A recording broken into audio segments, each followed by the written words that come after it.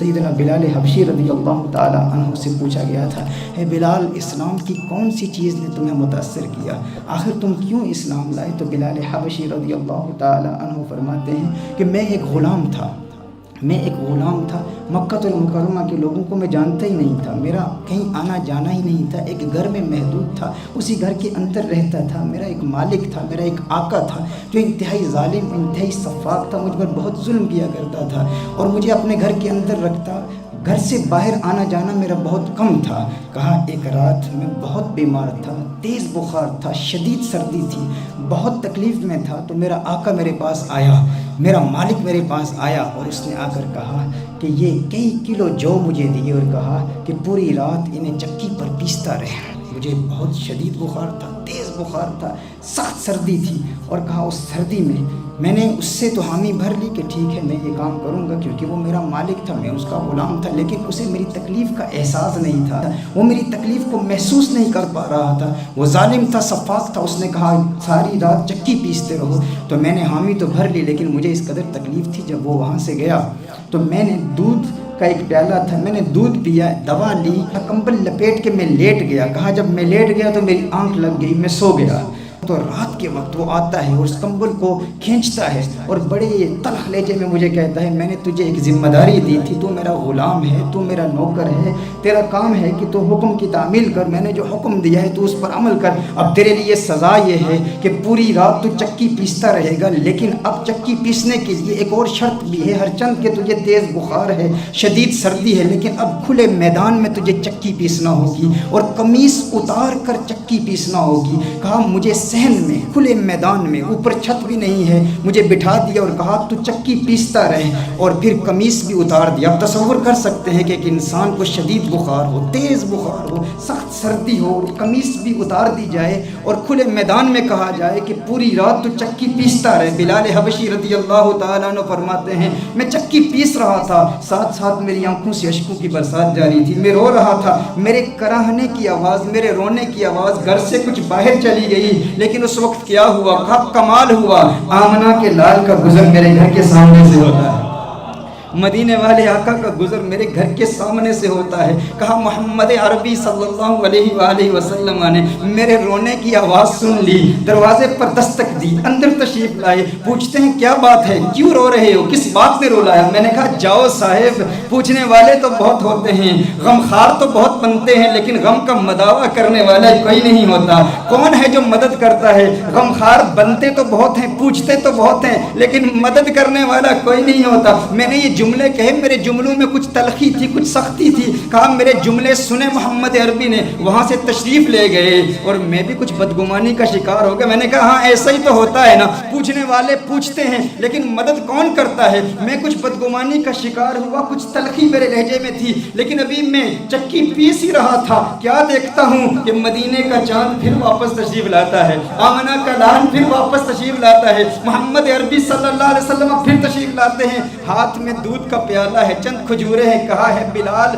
یہ دودھ پی لو، کھجوریں کھا لو، کمبل لپیٹ کر مجھے بٹھا دیا، کہا ہے بلال تم بیٹھ جاؤ اور دیکھو میں کیا کرتا ہوں۔ کہا میں بیٹھ جاؤں؟ کیا آپ جانتے نہیں ہیں وہ بڑا سفاک ہے، بڑا ظالم ہے، بہت مارتا ہے، بہت سزائیں دیتا ہے، وہ تو مارے گا، سزائیں دے گا، ظلم کرے گا، ظالم ہے میرا آقا، میں تو چکی پیسنے پر معمور کیا گیا ہوں، پوری رات مجھے جاگنا ہے، چکی پیسنا ہے، یہ کام کون کرے گا؟ آمنہ کے لال نے کہا ہے بلال حبشی گھبرانے کی ضرورت نہیں، آج پوری رات تیرے لیے محمد عربی خود چکی پیستا رہے گا۔ کہا میں دیکھ رہا تھا یہ منظر، پوری رات آمنہ کا لال محمد عربی صلی اللہ علیہ وسلم مجھ بلال کے لیے، مجھ غلام کے لیے چکی پیستے رہے۔ جب سحری کا وقت ہوا سارا سامان مجھے دیا، وہاں سے چل دیے، یہ ایک رات کا واقعہ نہیں، کہا دوسری رات پھر تشریف لائے، احساس اس قدر تھا، میں آمنہ کے لال کو دیکھ رہا تھا، آئے دودھ کا پیالہ دیا، پھر کھجوریں دی، پھر کمبل میں مجھے کہا لیٹ جاؤ، میں لیٹ گیا، لیکن چپکے چپکے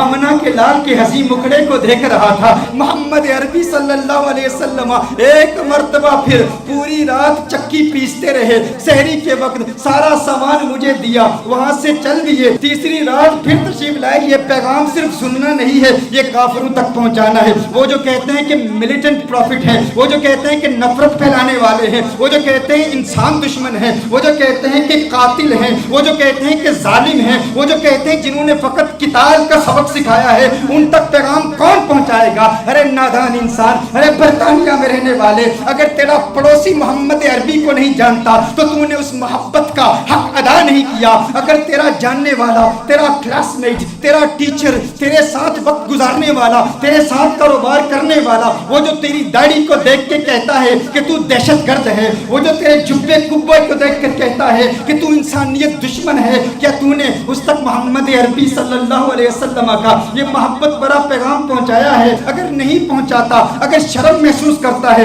ہچکچاہٹ محسوس کرتا ہے، غافل ہو جاتا ہے، سفر پہ ہے، تیرے ساتھ کوئی غیر مسلم ہے، تیرا کام ہے کہ تو اس تک بلال حبشی کے یہ واقعات پہنچا، تو اس تک پہنچا وہ واقعات کہ جس میں میرے آقا صلی اللہ علیہ وسلم کی وہ خوبصورت تعلیمات، وہ رحمت بھری تعلیمات، وہ محبت بھری تعلیمات، وہ پیار بھری تعلیمات اس کے دل میں جاگزی ہو جائیں۔ تو نے کیوں نہیں پہنچایا؟ تجھے اپنا پیسہ چاہیے، تجھے اپنی دولت چاہیے، تجھے اپنی عزت چاہیے، تجھے اپنی شہرت چاہیے، تو پاکستان سے ہجرت کر کے آیا، تو ہندوستان سے ہجرت کر کے آیا، تو اپنی اولاد کو بھول گیا، اپنی ترجیحات کو بھول گیا، اپنی تعلیمات کو بھول گیا۔ تو نے کہا میں نے تو دولت کمانی ہے، میں نے تو پیسہ کمانا ہے، لوگ حضور کے خلاف بولتے ہیں تو بولتے رہ جائیں، مجھے کیا پرواہ، مجھے تو پرواہ ہے اس دنیا کی، اس مال کی، اس دولت کی، اس عزت کی، اس عظمت کی، اس شہرت کی۔ ارے نادان انسان، اس وقت کو یاد کر جب قیامت کے روز محمد عربی صلی اللہ علیہ وسلم کے سامنے تجھے پیش کیا جائے گا، تجھ سے پوچھا نہیں جائے گا۔ لوگ اس آقا کو دہشت کا پیغمبر کہتے تھے، اس آقا کی ناموس کے تحفظ کی خاطر تو نے کیا کیا؟ ارے تو تیری تو زبان بھی نہیں کھلتی تھی اس آقا کی عظمتوں کے دفاع کی خاطر، آج دن تک تو نے کیا کیا؟ میں کہتا ہوں صرف سنو نہ، صرف جھومو نہ، صرف رو نہ، تمہارے آنکھوں کی اشکوں کی برسات یہ تمہیں اس وقت بھی یاد آئے جب تمہیں کوئی کافر کہے حضور نے دہشت کا پیغام پھیلایا، اس وقت تمہیں یہ واقعات یاد آ جائیں، یہ پیغامات یاد آ جائیں، یہ تعلیمات یاد آ جائیں، یہ روایات یاد آ جائیں جو تمہیں کنز الہدیٰ کی اس کانفرنس میں سکھائی گئی۔ بلال حبشی نے دیکھا، تیسری رات پھر میرے آقا اس کے گھر میں تشریف لائے، آقا پھر پوری رات چکی پیستے رہے۔ جب صبح کے وقت آقا تشریف لے جا رہے ہیں، وہاں سے جا رہے ہیں، بلال حبشی نے کہا ارے رکنا ہے محمد، رکنا۔ کہا مکے کے کافر جھوٹ بولتے ہیں، وہ جھوٹے ہیں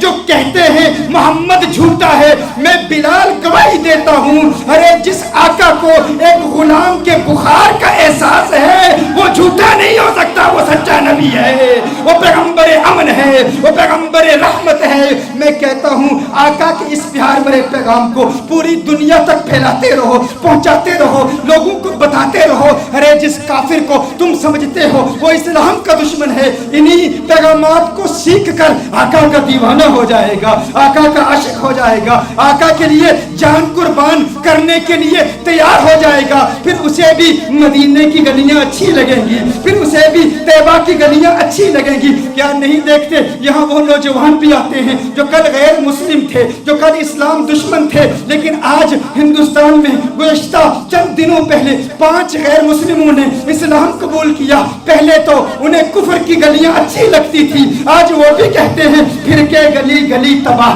ٹھوکریں سب کی کھائے کیوں، دل کو جو عقل دے خدا تیری گلی سے جائے کیوں، رخصت قافلہ کا شور غش سے ہمیں اٹھائے کیوں، سوتے ہیں ان کے سائے میں کوئی ہمیں جگائے کیوں۔